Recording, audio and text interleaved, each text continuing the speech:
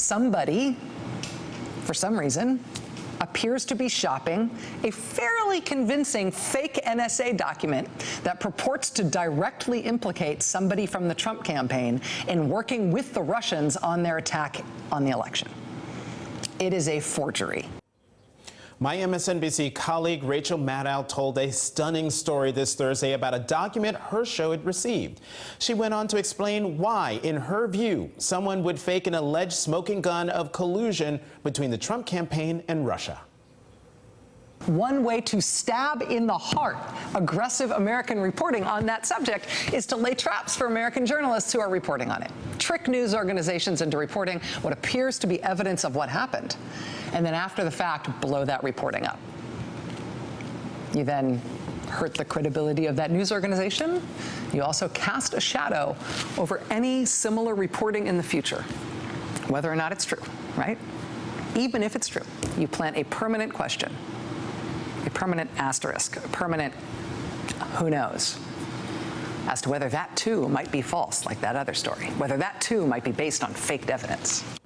At least one other news organization, BuzzFeed, says it was pitched the same fake document.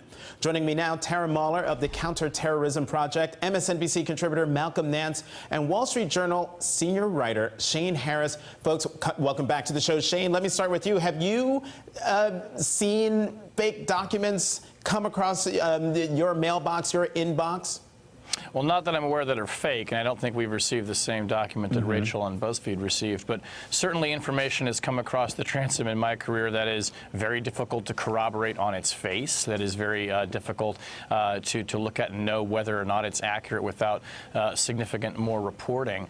In this case, Rachel's show did the right thing, which was to be skeptical of this information and try to find experts who could help them assess whether it was legitimate or not. And for the reasons that she laid out, there were some pretty clear red flags in that document, and I think that they were wise not to trust it, and also, frankly, to alert other journalists about it. You know, one thing, Shane, one more thing that Rachel pointed out in the piece that was a huge red flag for her because it was such a bombshell thing was that there was someone who was named, outright named in this document. Why was that such a huge red flag? Because in an intelligence report of the kind that she's describing, you would not see an American citizen simply named in it. You might see a reference to someone anonymously as U.S. Person 1 or U.S. Person A, but they wouldn't just be sitting there like Jonathan Capehart's not going to be named in a document like that. In the rare circumstances in which, yeah, right, you hope not. In the rare circumstances in which U.S. officials are authorized to learn the identity of an American citizen named in an intelligence report, that's very closely held information. It's not just stated in a report that's then disseminated. So that was a huge red flag right there. You know, Malcolm, also in Rachel's reporting, she lays out a timeline of certain things that happened, which raised a question for me: who would create such a fake document, especially when Reality Winner was arrested on a Saturday. The story appeared on a Monday, but the Justice Department announced about an hour later after the story hit that an arrest was made. And then that fake document arrives in Rachel's inbox 2 days after that, which raised questions in my mind. Who would have the access to that document in order to then create a fake document to send to Rachel? Right. Yeah, when I listened to her story, I was fascinated by this because I've handled documents at that level. Excuse me. And my first question was about the timeline. Reality Winner was arrested on a Saturday. Rachel's team got that letter via her website 2 days after The Intercept put that report out.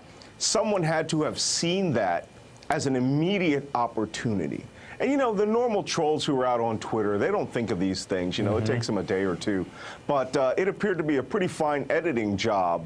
And it did appear to offer them, you know, crown jewels intelligence that would have, you know, once proven wrong, would have completely destroyed the news media's credibility for that. And, you know, it's kudos to them for taking time to do that. And I'm a little disappointed they didn't call me to look at the document, but, you know, but it is very important. I've been saying this since last August on MSNBC. It's called black propaganda. That is when you take legitimate information, edit it, put it back into the information stream, and then allow it to destroy the receiver.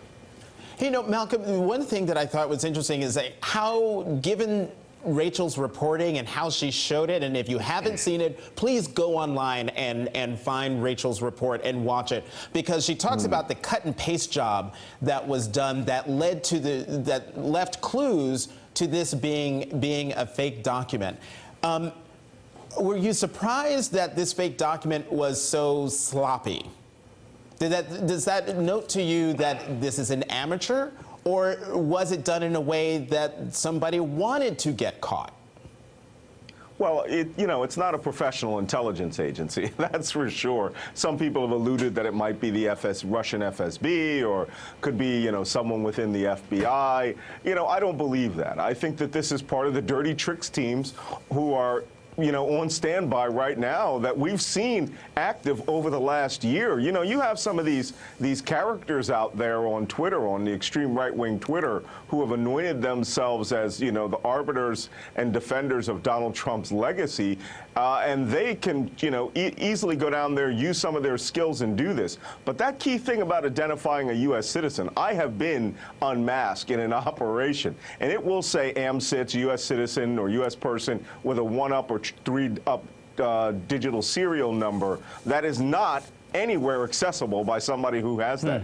Only, I believe they identified 14 people at the National Security Agency would have a raw document with that name in it. And in fact, they generally wouldn't. They'd have a separate sheet of paper with that person's name on it. You know, Tara, as much as we talk about the danger, I mean, Rachel talked about the danger these fake documents pose to journalists and journalistic enterprises and journalism in general in terms of their credibility in reporting this story.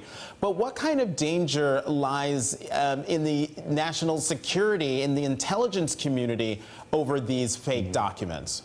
Sure. I think there are a few things here. I think it's obviously really troublesome. I think it goes to the heart of the credibility of the press if they're getting fake documents. If by accident somebody does report it, that puts a stain on their reporting going forward, whether it's fair or unfair. Having said that, I do think in this particular case, I'm not sure if I usually disagree. I usually agree with a lot of what Malcolm says, but I'm not sure it was such a highly sophisticated copying of this document, right? This was a PDF document that was put online by The Intercept, and then after it was put online by The Intercept, somebody out there, this shouldn't be all that surprising. You see all the Twitter comments that come back after these sorts of segments. Somebody out there, could have been a senior level person, it could have been a random person, decided they were going to take the PDF and decided they were going to do some sort of high level digital editing to it. It didn't really seem that high tech, right? And then they sent it to the, I think it was, you know, the email that they make public on the show, where they take tips from audience viewers and anyone really, anonymously or with identification, and then they modified this document, did it in a way that was fairly obvious to anyone probably who looked at it senior level in the intelligence community that this wasn't real, both because of the unmasking American element of it and also just the crappy cropping job that was done on it. So I think the lesson here is what MSNBC did was absolutely correct. Review these things with caution, bring them to experts to look at, get to the truth, and don't report it as fact. And I think we saw that play out here. So you don't. So Tara, you're not concerned that there's that the national security and intelligence community shouldn't be worried that there are people out there doing things that could undermine their credibility. Well, they should be worried about it. I'm just saying that this shouldn't be as difficult to catch. If you get a document that's claiming to be of a supremely high level of classification, whether that's top secret, secret, or compartmentalized, we all know what the classification levels in. Those are public knowledge. If you get a document like that, you probably don't want to run to print it or publicize it on the air right away without doing the necessary verification. You probably want to run it by somebody. You probably want the document examined forensically. So I think, yeah, there's reason to be worried. I just think there's reason to be worried. But as long as the media has the proper safeguards in place, I think it is worrisome, and it's worrisome if this is an orchestrated campaign, obviously, to undermine the press. So. Malcolm, I see you're trying to say something. Say it real fast. 10 seconds. Jonathan, there is a saying in our community: the target is the tactic. All right. you notice who they went after. They went after BuzzFeed, which already had raised a series of red flags after releasing a report related to the Steele memos very early on. Then they went after the top-ranked show on cable television, Rachel Maddow.